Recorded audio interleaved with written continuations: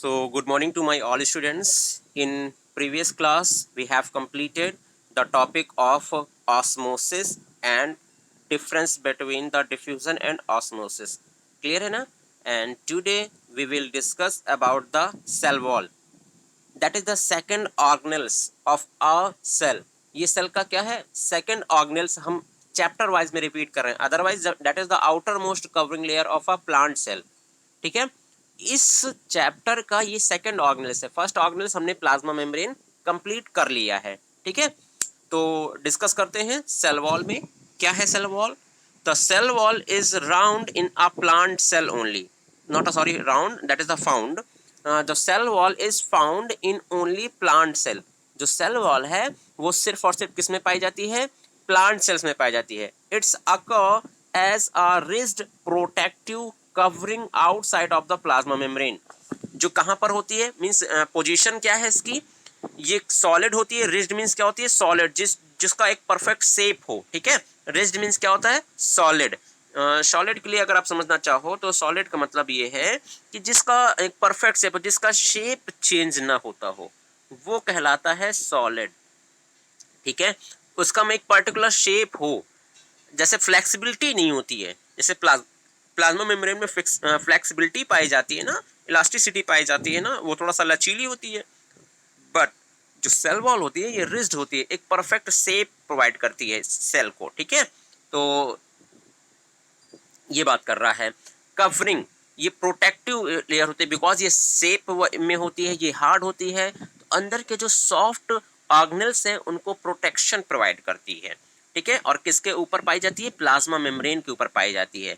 It is formed a cellulose as non living substance. ये किसकी बनी होती है? सेलुलोज की बनी होती है, जो एक नॉन लिविंग सब्सटेंस की तरह ट्रीट करता है. Chemically cellulose is the polysaccharides. जो सेलुलोज है ये क्या होता है? पॉलीसैक्राइड्स होता है. ये देखिए, मैंने कार्बोहाइड्रेट के बारे में प्रॉपर डिस्कस किया हुआ है. What is the polysaccharides, what is the monosaccharides, what is the ओलिगोसैक्राइड्स.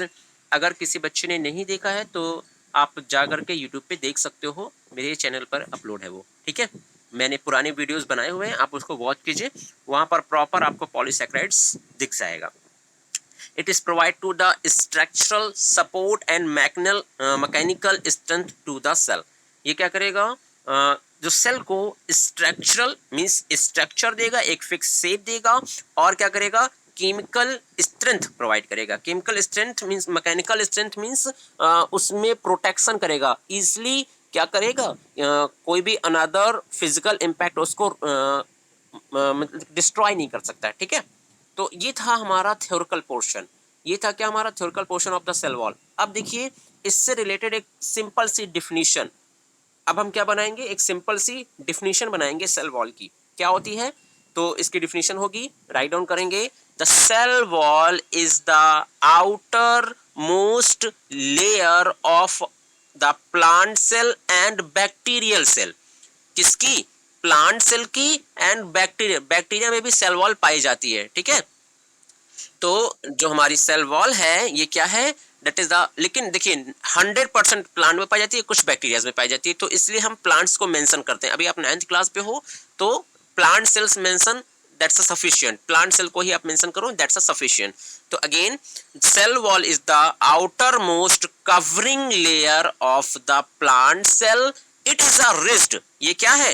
Rigid है. It is the rigid and made up of a cellulose. किसकी बनी होती है? सेलुलोज की बनी होती है. It have to a 3 layer. इसमें कितनी लेयर पाई जाती हैं? 3 लेयर. जो मैं डिफिनीशन आपकी बोल रहा हूं ना, ये डिफिनीशन आपको राइट डाउन करना है. ठीक है, it have to a 3 layer. First is the primary cell wall, secondary cell wall and last middle lamella. ठीक है, मिडिल लैमेला. So देखिए, primary cell wall and secondary cell wall is made up of cellulose, but middle lamella is made up of pectin. किसकी बनी होती है middle lamella? Pectin की बनी होती है, प्रोटीन की बनी होती है. क्लियर है? ये तो हो गया हमारा केमिकल सब्सटेंस. फिर function of the cell wall की अगर हम बात करते हैं तो इसी के आगे आप अलग से हेडिंग डाल करके लिखेंगे the function of cell wall. ठीक है, जो फंक्शन ऑफ सेल वॉल क्या है इसका अलग से हेडिंग. तो ये 3 डिफिनीशन ये आपको राइट डाउन करनी है. तो दैट्स अ वेरी सिंपल, ठीक है, इसको याद करने की जरूरत नहीं है, सिंपल सा अगर समझो तो सेल वॉल क्या होता है। देखिए सेल वॉल क्या है, डिफिनीशन आपको खुद बनाने की कोशिश करनी है या याद नहीं करना है। देखो किसी भी प्लांट सेल की क्या होती है, आउटर मोस्ट लेयर होती है, तो हम क्या कहेंगे, cell wall is the outer most covering layer of a plant cell. Outer most में सबसे बाहर है और कवर कर रही है सेल को, क्या कर रही है, कवर कर रही है चारों तरफ से। भाई बॉक्स है ना, बॉक्स क्या करता है, किसी सब्सटेंस को कवर ही तो करता है ना, तो ये कवर कर रही है, तो यहाँ पर हम वर्ड यूज करेंगे कवर, ठीक है। Cell wall is the outermost covering layer of a plant cell, पहली चीज हो गई ना। फिर क्या करती है, इट इज रिज्ड, ये कैसी होती है, रिज्ड होती है, कैसी होती है, रिज्ड मींस थोड़ा सा सॉलिड होती है, ठीक है। It is the rigid provide the fixed shape of the cell, rigid होती है जो सेल को क्या कराती है, एक फिक्स्ड शेप। ऐसा नहीं होता है कि कोई सेल का शेप ऐसे है तो थोड़ी देर बाद वो ऐसी हो जाएगी, ऐसी राउंड शेप हो जाएगी, नो। जिस मीन्स अगर इसका हेक्सागोनल स्ट्रक्चर है तो ये सिर्फ हेक्सागोनल ही रहेगी, इसका शेप चेंज नहीं होगा, ठीक है। ये था fix shape and it is made up of a cellulose, hemicellulose and pectin. किसकी बनी होती है, सेलुलोज की बनी होती है, हेमी सेलुलोज की बनी होती है एंड पैक्टिन की बनी होती है। It have to a 3 layer, इसमें कितनी लेयर पाई जाती है, 3 लेयर पाई जाती हैं, primary cell wall, secondary cell wall and middle lamella, ठीक है। तो बहुत ही सिंपल सी डिफिनेशन है, इसमें आपको याद करने की जरूरत नहीं है, आप एक बार समझ लोगे तो automatically you have to capable to write down the definition. अब हम बात करते हैं function, function of the cell wall. Cell wall का फंक्शन क्या होता है, the cell wall has following the function, जो सेल वॉल के कुछ फंक्शंस हैं, सिंपल से फंक्शन है, फंक्शन आपको याद करने की बिल्कुल भी जरूरत नहीं है। देखो रिज्ड है ना, अब मुझे बताओ अगर कोई इंसान सॉलिड है, कोई इंसान क्या है, इंसान बोले तो कोई ऑब्जेक्ट अगर सॉलिड है तो सबसे पहला काम क्या करेगा, प्रोटेक्शन प्रोवाइड करेगा, it's provide the protection, it's provide. अभी देखिए राइटिंग का यहाँ पर आ रहा हुआ है तो राइटिंग आप समझ जाइएगा, तो ओरली मैं बोल रहा हूँ आप उसको राइट डाउन करेंगे। देखो सॉलिड है ना, ये एक फिक्स शेप प्रोवाइड कर रहा है, तो सबसे पहला फंक्शन आप कर देगा, it's provide fix shape of the cell. Plant cell यहाँ पर यूज कीजिएगा, बार बार मैं ये वर्ड यूज कर रहा हूँ, प्लांट सेल यूज कीजिएगा। It's provide the fix shape of the plant cell, पहला फंक्शन हो गया। दूसरा, it's provide the physical and mechanical protection, ये क्या प्रोवाइड करता है, physical and mechanical protection of the cell organelles of plant cell, means plant cell के cell organelles को ये क्या प्रोवाइड करता है, physical and mechanical protection provide करता है। फिर इसके बाद और क्या करेगा, जो हमारा सेल वॉल है इसके अंदर क्या करते हैं, देखो सेल वॉल कभी भी कंटिन्यू स्ट्रक्चर नहीं होता। अगर हम सेल वॉल का स्ट्रक्चर की बात करें ना, तो सेल वॉल कभी भी ऐसा नहीं होता है कि आप देखो अगर, तो ये तो देखो मैंने कंटिन्यू स्ट्रक्चर बना दिया, ऐसा नहीं होता है। सेल वॉल कभी भी कंटिन्यू स्ट्रक्चर नहीं होती है, सेल वॉल के बीच में छोटे छोटे पोर लाइक स्ट्रक्चर बने होते हैं। ये देखिए बीच बीच में गैप आपको दिख रहे होंगे, ऐसे ये गैप बने होते हैं। ये जो पोर लाइक स्ट्रक्चर मैंने बनाए हैं ना, ये जो आपको दिख रहे होंगे, ये एक पोर ये बना, एक पोर मीन्स होता है छेद, बेटा क्या होता है, छेद, होल। तो देखिए सेल वॉल में क्या होता है कि पोर लाइक स्ट्रक्चर पाए जाते हैं, तो इसी पोर लाइक स्ट्रक्चर को बोलते हैं प्लाज्मो, PLASMODATA, प्लाज्मोडेस्माटा, क्या बोलते हैं, प्लाज्मोडेस्मेटा बोलते हैं, लेकिन लिखते हैं माटा है, ठीक है। प्लाज्मोडेस्मेटा बोलते हैं, जो क्या करता है, सेल टू सेल कम्युनिकेशन में हेल्प करता है, सेल टू सेल कॉम्बिनेशन करने में। देखिए सेल टू सेल कम्युनिकेशन का मतलब क्या होता है बेटा, कम्युनिकेशन का मतलब क्या होता है, कम्युनिकेशन मीन्स होता है बात करना, लेकिन सेल बोलेंगे तो नहीं, हाय हेलो तो करेंगे नहीं सेल। सेल एक सेल सपोज है, देखो यहाँ पर हमने क्या की, एक सेल बनाई है, यहाँ पर हमने एक सेल बना दी, ये एक सेल बना दी, और इसी के बगल से एक तो सेल ये बन गई। अब ये सेल नंबर 1 है, ये सेल नंबर 2 है। अब ये दोनों सेल एक दूसरे से हाय हेलो तो नहीं करेंगे, हाय कैसे हो, ऐसा तो होगा नहीं ना। तो इनमें कम्युनिकेशन कैसे होगा, इनमें कम्युनिकेशन होता है, इसके पास माइटोकॉन्ड्रिया कम है और इसके पास माइटोकॉन्ड्रिया ज्यादा है। अब इसको माइटोकॉन्ड्रिया की जरूरत है, ये इस सेल से कहेगी please give me a 1 mitochondria. कहने का मतलब बेटा ऑस्मोसिस प्रोसेस, किसका, ऑस्मोसिस। अब देखो सेल वॉल तो रिज्ड होती है, सेल वॉल तो क्या होती है, रिज्ड। प्लाज्मा मेम्ब्रेन तो देखिए स्ट्रेच होती है ना, उसमें क्या है, पतली होती है, स्ट्रेच होती है, तो उसमें तो आराम से ऑस्मोसिस हो जाती है। और वो सेमी परमेबल भी होती है। लेकिन जो प्लाज्मा मेम्ब्रेन है ये इपरमेबल होती है। क्या होती है? इम्परमेबल होती है। इससे कोई भी चीज आ जा नहीं सकती है। जब इससे कोई चीज ट्रांसपोर्ट नहीं हो सकती, इम्परमेबल होती है, तो कैसे जाएगा? तो इसके लिए इसमें छोटे छोटे छेद पाए जाते हैं, जिसकी बात अभी हमने की। उसका क्या नाम है? क्या नाम है उसका? Very good, plasmodesmata. उसका नेम क्या है?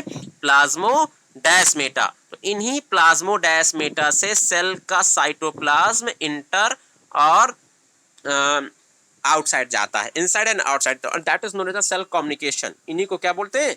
Cell communication. तो देखिए नेक्स्ट फंक्शन क्या हो गया कि cell wall is provide to cell communication between the nearest cell. किसी के ऐसा नहीं होगा कि एक सेल ये बनी है और एक सेल ये बनी है, इनके बीच में कोई कम्युनिकेशन नहीं है। ठीक है, यहाँ पे इंटरसेलुलर स्पेस है। मींस आपका ये घर बना है और एक घर ये बना हुआ है और बीच से सड़क गई है। तो क्या मुझे बताओ कि आप खिड़की से सामान भेज सकते हो उसके घर में? नहीं भेज सकते। ऐसा तो होगा नहीं सकना कि खिड़की से फेंक दो, ये सड़क काफी लंबी तो छत से फेंक दो, ऐसा नहीं। लेकिन अगर यहीं पर एक घर ये बना हुआ, आपके घर से एकदम बगल से आपकी वॉल शेयर हो रही है, तो आप क्या कर सकते हो? खिड़की से आदान प्रदान कर सकते हो।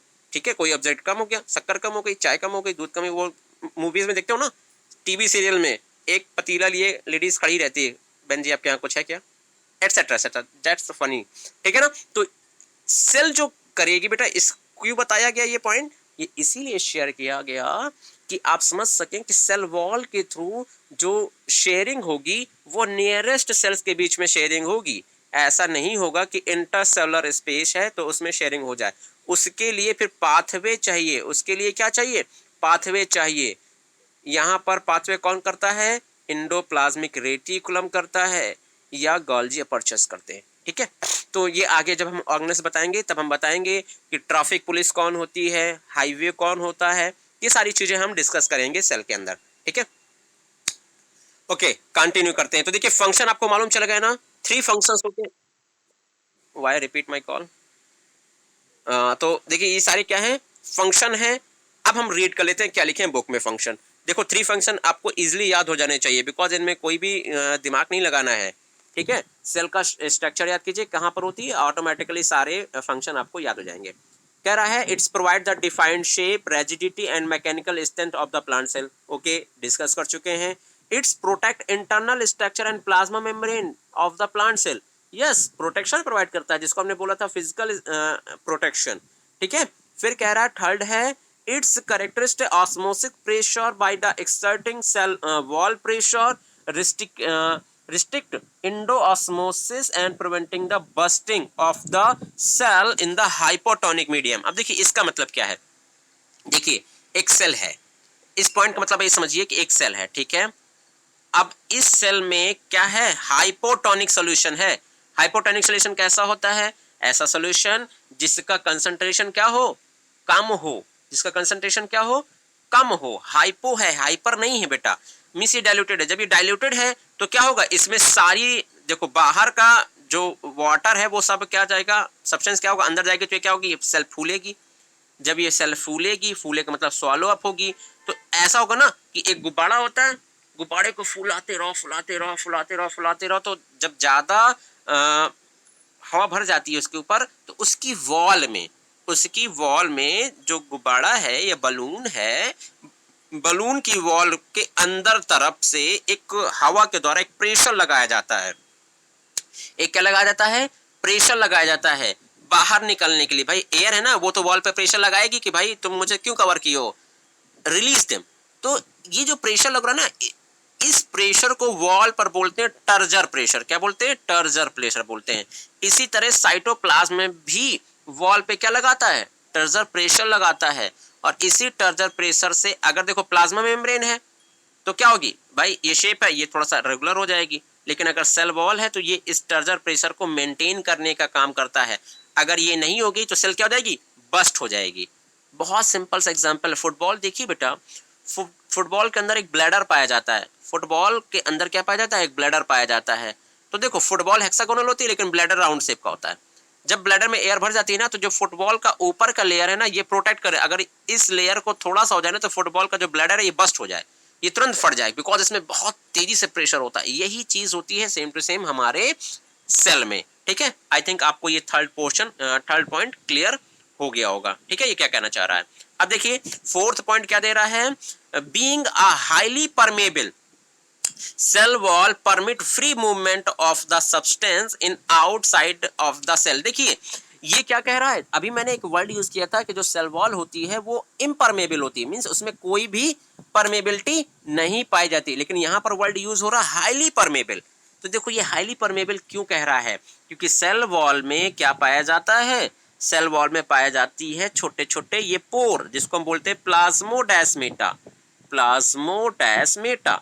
और इन्हीं प्लाज्मोडेस्मेटा के कारण ये क्या हो जाती है, परमेबल हो जाती है। क्या हो जाती है, हाईली परमेबल, बिकॉज यहाँ पर कोई सिलेक्शन का काम नहीं है, कोई भी आ सकता है, कोई भी जा सकता है। लेकिन अगर ये प्लाज्मोडेस्मेटा की बात ना करे तो ये इम्परमेबल। तो देखो जो हमने इम्परमेबल वर्ड यूज किया था वो इस वॉल के लिए यूज किया था, ये जो वॉल है, ठीक है, ये जो वॉल है।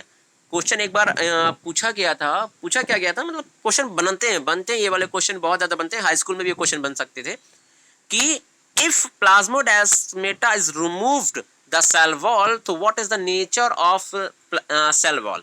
अगर प्लाज्मोडेस्मेटा का रिमूव कर दिया जाए तो क्या नेचर होगा सेल वॉल का, दैट इज द इम्परमेबल। वो क्या हो जाएगी, इम्परमेबल हो जाएगी, क्योंकि इसके थ्रू कोई भी मॉलिक्यूल्स मूव नहीं कर सकते हैं। तो ये चीज कह रहा है, free movement substance in out of the cell, ठीक है। अब यहाँ पर कुछ इंपॉर्टेंट पॉइंट दिए हुए हैं। फंगल सेल वॉल, देखिए फंगस में भी क्या पाई जाती है, सेल वॉल पाई जाती है, is formed by the chitin fungal cellulose. देखिए जो काइटिन है ना बेटा, ये एक फंगल सेलुलोज है।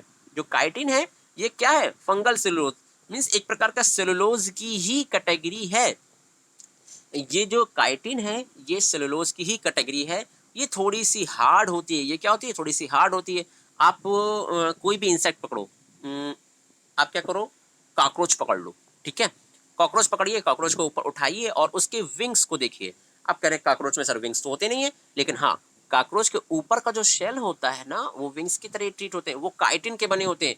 या किसी इंसेक्ट बी को पकड़िए, उसके जो पंख होते हैं, जो विंग्स होते हैं, वो भी काइटिन के बने होते हैं।